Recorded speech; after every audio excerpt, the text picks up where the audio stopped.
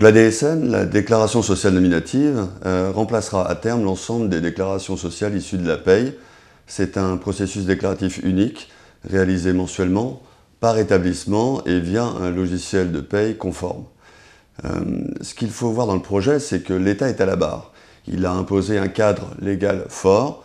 La DSN est issue des assises de la simplification administrative qui ont eu lieu en 2011 et qui ont indiqué parmi les différentes mesures, parmi les 80 mesures, la DSN. Par la suite, la loi Warsmann a été votée en 2012 et puis le décret est paru en 2013. Donc effectivement, c'est un long processus vers la simplification administrative des entreprises et c'est l'objectif principal de l'État, alléger la charge administrative des entreprises.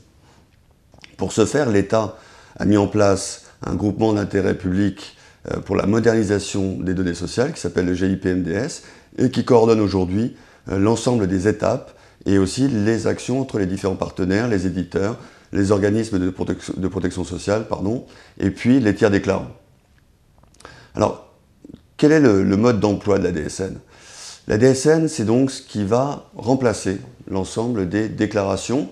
Il n'y a pas de saisie en ligne prévue type EFI dans la loi, et puis il faudra le faire via un logiciel de paye conforme. Ce qui est important de préciser, c'est qu'il n'y a pas une DSN, mais plusieurs DSN. Il y a la DSN mensuelle qui va récapituler l'ensemble des événements qui se sont produits dans le mois et qu'il faudra envoyer entre le 5 et le 15 du mois suivant. Et puis, à chaque fois qu'il y aura un événement, un arrêt de travail, un arrêt maladie, l'employeur sera tenu de le faire, de le signaler en envoyant un flux, une DSN dite de signalement. Pour favoriser le passage à la DSN, l'État a imposé une montée en charge progressive. D'une part, le passage à la DSN se fait sur la base du volontariat. Donc les entreprises, dès maintenant, peuvent effectuer la DSN. Le deuxième point important, c'est que l'État a fixé un calendrier pour pouvoir, au fur et à mesure, faire un passage progressif à la DSN en substituant telle ou telle déclaration sociale. Le calendrier, pour l'ensemble du secteur privé, la DSN sera obligatoire le 1er janvier 2016. C'est le cadre global. Maintenant, pour faire en sorte que les entreprises effectuent la DSN et intègrent le processus, l'État a réparti le temps qui nous reste jusqu'au 1er janvier 2016 en plusieurs phases.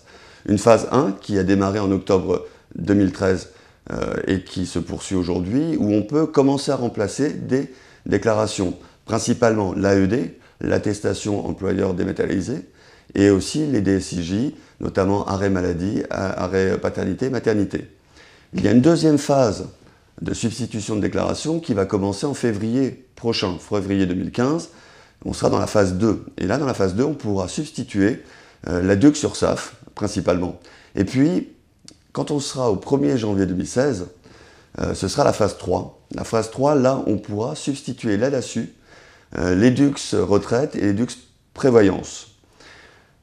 Une chose importante qu'il faut préciser, c'est qu'il y a eu un décret qui est paru jeudi dernier, le 26 septembre dernier, qui est important puisqu'il institue une obligation anticipée pour un certain nombre d'entreprises et la date de démarrage de la DSN sera à compter des payes d'avril 2015 prochain.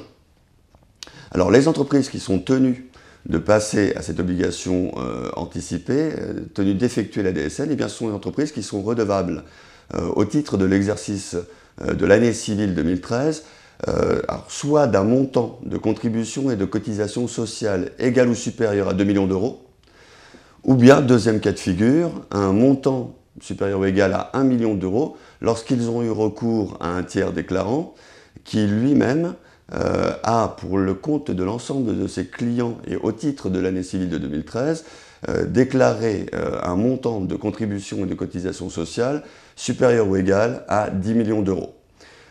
L'omission de cette production de la DSN en avril 2015 prochain, ou bien l'inexactitude des déclarations de rémunération, ou bien encore, je dirais, l'omission des salariés sera passible de pénalité. On voit bien en conclusion que l'ambition de l'État est de faire en sorte que les entreprises intègrent au fur et à mesure et au mieux, et au plus tôt, je dirais, le processus de la DSN. Et les experts comptables, en tant que partenaires des entreprises, ont un rôle majeur à jouer dans cette transition vers la DSN.